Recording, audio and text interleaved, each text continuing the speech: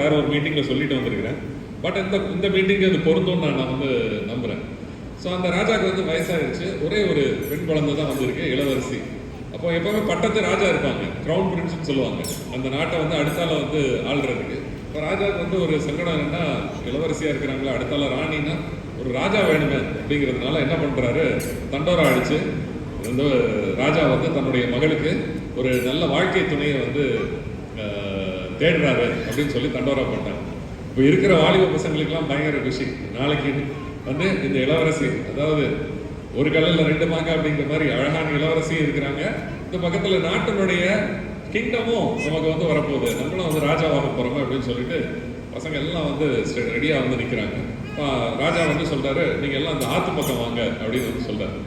இப்போ ஆத்தங்கரையில் வந்து எல்லாரையும் நிப்பாட்டிடுறாங்க. இப்போ ராஜா வந்து சொல்றாரு, இப்போ போட்டி இதுதான், உங்களுக்கு போட்டி இதுதான். என்ன போட்டி அப்படின்னா, இந்த ஆத்துல இந்த இடத்துல இருந்து அந்த இடத்துக்கு வந்து யாரு ஃபர்ஸ்ட் வந்து தாண்டி போறாங்க, கடந்து நீச்சல் அடிச்சு போறாங்களோ அவங்க தான் வந்து வின் அப்படின்னு சொன்னாங்க. கஷ்டமானதா ஈஸியானதா? இப்படிதான் ஈஸியானதுன்னு சொல்லி அங்க நின்றுட்டு இருக்கிற வாலிப பசங்க எல்லாம் நினைச்சாங்க, நான் தானே நீ வின் பண்ண போறேன். நல்லா ஸ்விம் பண்றவங்கலாம் வந்து என்ன நினைச்சாங்கன்னா, இன்னைக்கு நமக்கு வந்து செம்ம லக்கு, பயங்கரமான ஜாக்பாட்டு அப்படின்னு வந்து நினைச்சு வர்றாங்க. அப்புறம் ராஜா வந்து 2வது நிபந்தனை சொல்றாரு. 2வது நிபந்தனை என்னன்னா, ஆத்துக்குள்ள ஒரு வாரமா பசியில எந்த விதமான சாப்பாடும் போடாத ஒரு 100 முதல்ல இருக்கு அப்படின்னு வந்து சொல்றாரு. இப்ப என்ன பண்ணுவாங்க, யாருமே வந்து குதிக்கிறதுக்கு ரெடியா இருக்க மாட்டாங்க. ஆனா ராஜா சொல்லி சற்று முடிக்கிறதுக்கு முன்னாடி ஒருத்தர் இந்த கரையில குதிச்சு அந்த கரையில வந்து எந்திரிச்சிட்டாரு. பயங்கரமான அதிசயம் எல்லாருக்கும்.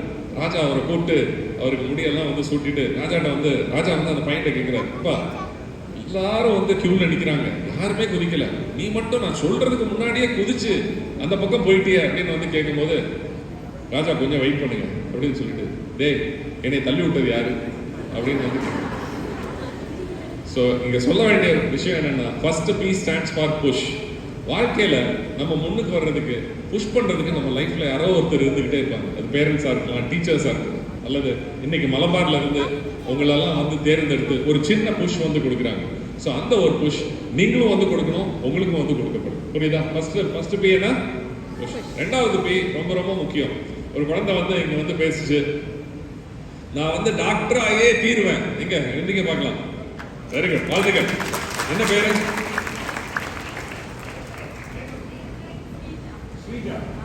டாக்டர் ஸ்ரீஜாக்கு என்னுடைய வாழ்த்துக்கள்.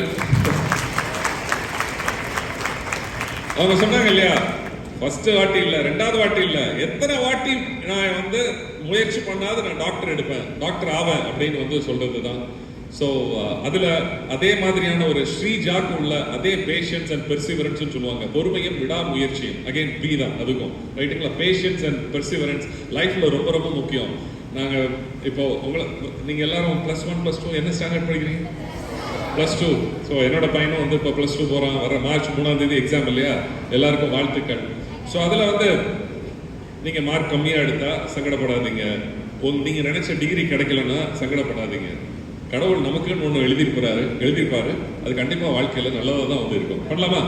ஸோ எந்த விதமான தவறான முடிவுக்கும் நம்ம வந்து போயிடக்கூடாது, சோர்வடைஞ்சிடக்கூடாது ஃபர்ஸ்ட் ஆஃப் ஆல். ஸோ அதை வந்து பண்ணலாமா? ஸோ 2வது பி ஸ்டாண்ட்ஸ் ஃபார் பேஷன்ஸ், பொறுமை, ரைட்? ஓகே. அடுத்து என்ன லெட்டர் வருது? எல். ஓகே. உங்க எல்லாருக்கும் ஃப்ரெண்ட்ஸ் இருக்காங்களா? நிறைய பேர் இருக்காங்க, நான் பார்த்தேன். அதாவது நான் மெட்ரிகுலேஷன் ஸ்டூடெண்ட், ஸ்கூல் ஸ்டூடெண்ட், ரைட்டுங்களா? மெட்ரிகுலேஷன் ஸ்கூல் தான் வச்சு நடத்துறோம். குழந்தைங்க ஸ்டேஜுக்கு வர்றதுக்கே பயப்படுவாங்க. ஆனால் நீங்க எல்லாம் போட்டு கியூல வந்து நின்றீங்க, அதை உங்களை பின்னாடி இருந்து உங்களை உந்து வைக்கிறதுக்கு, உந்துதல் கொடுக்கறதுக்கு உங்களுக்கு ஃபுல்லா ஃப்ரெண்ட்ஸ் இருக்கிறாங்க இல்லையா? இதே ஃப்ரெண்ட்ஸ் ஃபேண்டாஸ்டிக் ஆயிடுது. இந்த ஃப்ரெண்ட்ஸ் வந்து நமக்கு லைஃப் லாங்கா வேணும் இல்லையா? லைஃப் லாங்கா வேணும். பிளஸ் உங்க டீச்சர்ஸோடைய அந்த ரிலேஷன்ஷிப் லைஃப் லாங்கா வேணும். So the L stands for long lasting relationship அப்படின்னு சொல்லுவோம் பிஸ்னஸ்ல. லாங் லாஸ்டிங், கடைசி வரை இருக்கக்கூடிய உறவுகள். பணம் இருக்கும், இருக்காது. ஸோ பதவி இருக்கும், இருக்காது. ஆனால் கடைசி வரைக்கும் நம்ம கூட வர்றது என்ன? உறவுகள் தான் வரும். நாளைக்கு இறந்து போயிட்டா கூட தூக்கிட்டு போறது யார் தூக்கிட்டு போவா? ஒரு 4 பேர் உறவினர்கள் தான் தூக்கிட்டு போக முடியும், இல்லைன்னா அனாதை போனோம் அப்படின்னு வந்து சொல்லிடுவோம். ஸோ ரிலேஷன்ஷிப்பை வளர்த்துக்கங்க. எங்க போனாலும் யார்கிட்டயாவது பேசி ரிலேஷன்ஷிப்பை வந்து வளர்த்துக்கங்க. லாங் லாஸ்டிங் ரிலேஷன்ஷிப் ரொம்ப ரொம்ப முக்கியம். எஸ்பெஷலி பெண் குழந்தைங்களா இருக்கிறவங்க, நாளைக்கு நீங்கள் கல்யாணம் முடிஞ்சு பிள்ளை எல்லாம் பிறந்ததுக்கப்புறம் பயங்கர பிஸி ஆகிடுவீங்க. உங்களை வேலையெல்லாம் பயங்கர பிஸி ஆகிடுவீங்க. அப்படி இருந்தாலும் நட்பு வட்டாரங்களை மறந்துடாதீங்க. அவங்களுக்குன்னு ஒரு டைம், அவங்களுக்குன்னு ஒரு நாளை வச்சுக்கோங்க. எஸ்பெஷலி உங்களை இங்கே மேலே கொண்டு வந்த அந்த டீச்சர்ஸை வந்து மறந்துடாதீங்க. அவங்கள வந்து கூப்பிட்டு பேசுங்க. இதுக்கெல்லாம் மேலே பேரண்ட்ஸை வந்து கண்டிப்பாக வந்து மறந்துடாதீங்க. ஸோ அந்த லாங் லாஸ்டிங் ரிலேஷன்ஷிப் வந்து ரொம்ப ரொம்ப முக்கியம். கடைசியாக ஒரு லெட்டர் இருக்கு. என்ன லெட்டர்? ஹெச். ஓகே, இன்னொரு ஸ்டோரி சொல்லி முடிச்சிடவா? எம்எல்ஏவோட டைம் நம்ம டைம் எல்லாருக்கும் விட முக்கியம். ஸோ அதனால் அவருக்கு நம்ம ஒரு சான்ஸ் கொடுக்கணும். கடைசியாக ஒரு ஸ்டோரியை வந்து சொல்லி முடிச்சிருக்கேன்.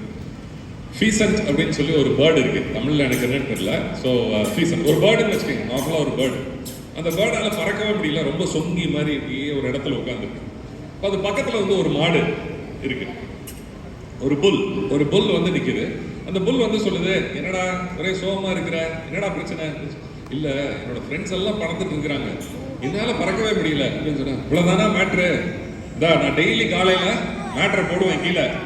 அந்த மேட்டரில் நீ லைட்டாக கொத்தி சாப்பிடு. அதில் நிறைய வந்து தேவையான புரதச்சத்துலாம் நிறைய இருக்குது அப்படின்னு சொன்ன உடனே அந்த புல்லோட ஷிட்டில் இது டெய்லி வந்து சாப்பிட்டு கொஞ்சம் அப்படியே உடல் பருமன் ஆகி கொஞ்சம் நாளில் அப்படியே வந்து நல்லா பறக்க ஆரம்பிச்சது. கொஞ்சம் இப்படி பறக்குது, அப்புறம் கொஞ்சம் மேலே பறக்குது, அப்புறம் கொஞ்சம் மேலே பறக்குது, நல்லா பறக்க ஆரம்பிச்சிருது.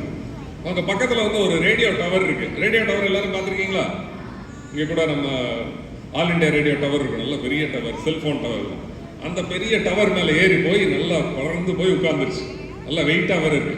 இப்போ இதோட ஃப்ரெண்ட்ஸ் எல்லாம் கீழே பறந்துட்டு இருக்காங்க.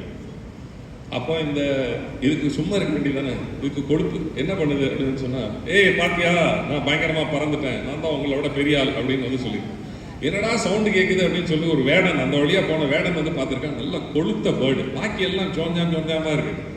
நேரா விட்டான் அம்பு போய் பேர்டில் அடிச்சது. பேர்டு கீழே விழுந்துச்சு, செத்து போச்சு. மாரல் ஆஃப் த ஸ்டோரி என்னன்னா, any bullshit can take you to the top. Any bullshit can take you to the top. When you are at the top, be humble. நீங்க வானத்தை நோக்கி மேலே போயிட்டீங்க அப்படின்னு வந்து சொன்னா ரொம்ப ஹம்பிளா இருக்கலாமா? உங்களுக்கு கடவுள் நிறைய உயர்வை தருவாரு, நிறைய உயர்ந்த நிலைக்கு நீங்க போவீங்க. எவ்வளவு உயர்ந்த நிலைக்கு போனாலும் நீங்க ஹம்பிளா வந்து இருக்கணும். எல்லாருக்கும் ஹெல்ப் பண்ணக்கூடிய ஒரு மென்டாலிட்டியில இருக்கலாமா? PPLH ஞாபகம் வச்சுக்கலாமா? Wishing you all the best. நீங்க எல்லாம் வந்து இந்த உதவி வாங்குறத இங்கே வந்து சிறப்பித்து தரக்கூடிய எம்எல்ஏக்கு வந்து நன்றி சொன்னவனாக, ப்ளஸ் மலபார் குரூப்ஸ்க்கும் வந்து தேங்க்ஸ் சொன்னோன்னா இந்த உரை முடிச்சுக்கிறேன். Thank you so much.